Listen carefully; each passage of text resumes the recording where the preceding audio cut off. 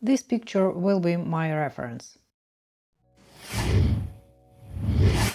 I have the resist already so-called, but I will show one of my tricks with the color of the resist later on. I start painting from the lighter areas, and I moisten the lightest areas with water.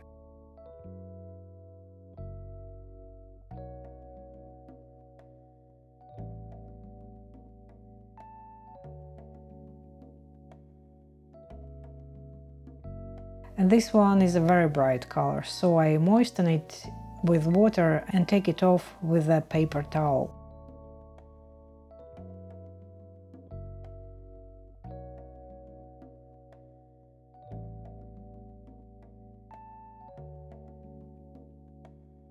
Here I round out the shape a bit and it curls back gently.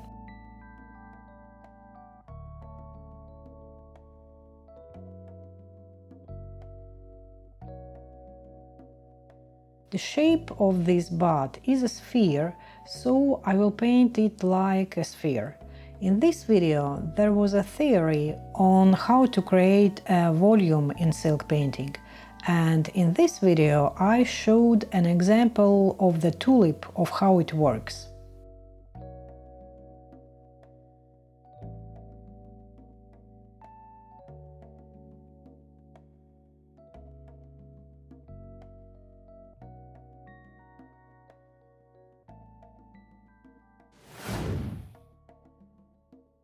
I'm often asked what paints I use, and my dyes were collected in the last century.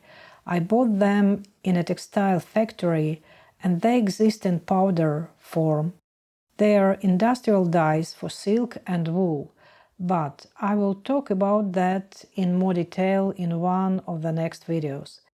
As I said, this bud is shaped like a ball, but here are these two leaves, or whatever you want to call it, that are darker and have a different color than the peony flower itself, but also repeat the spherical shapes.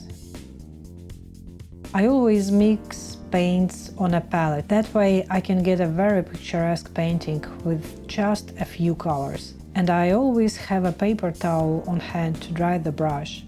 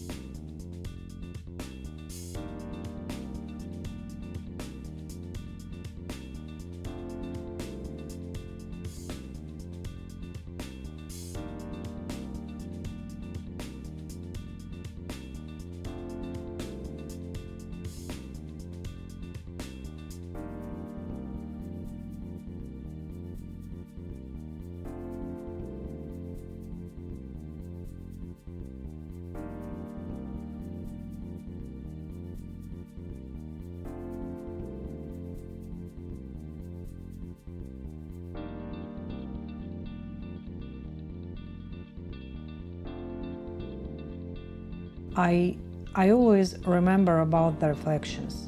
Now I want to make the shape of the sphere more pronounced and intensify the shadow in its right place.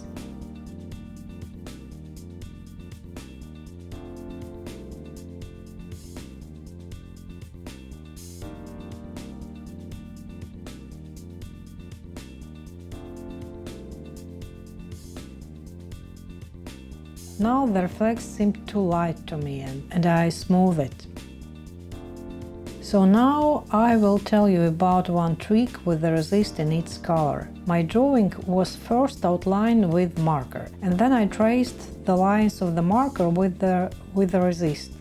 But in this place, in this leaf, I forgot to outline it. This is only one way to make the transparent resist colorful. And there are few ways and tricks to make the transparent resist colored. There will be a detailed video about it on the channel soon. So I will leave the paint to dry and outline it with the resist later.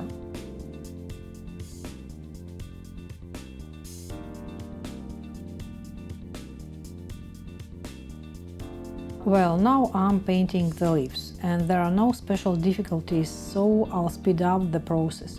The main thing here is not to forget about varying the color. Somewhere I add more yellow, somewhere blue, maybe black, and so on.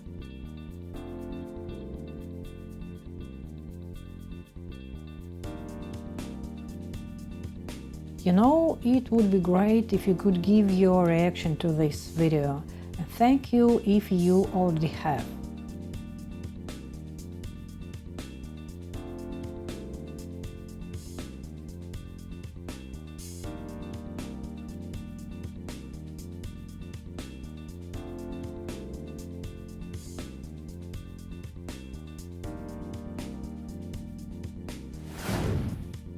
So now I'm going to circle this leaf with the resist and then paint it a bit later.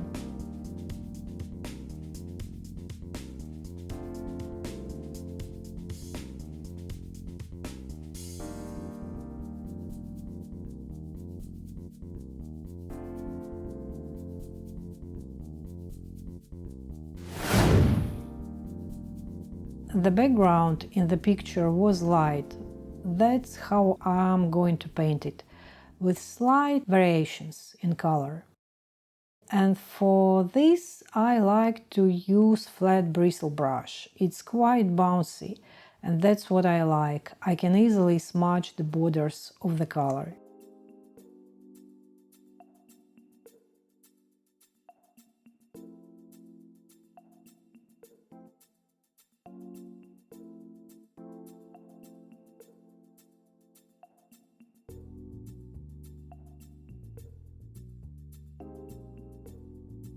To emphasize the lighter part of the flower, I put a darker shade next to it, and I soften the borders.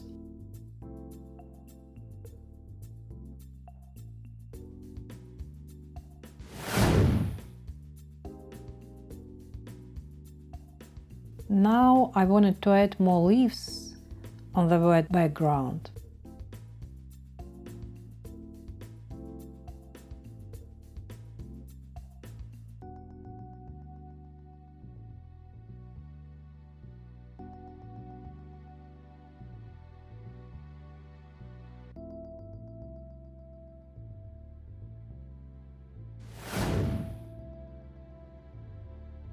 I changed the water, and now when the bud is dry I can see that the reflex is a bit gone, and I want to enhance the shade of the bud. I wet the flower with water and apply the shadow, remembering the shape of the sphere.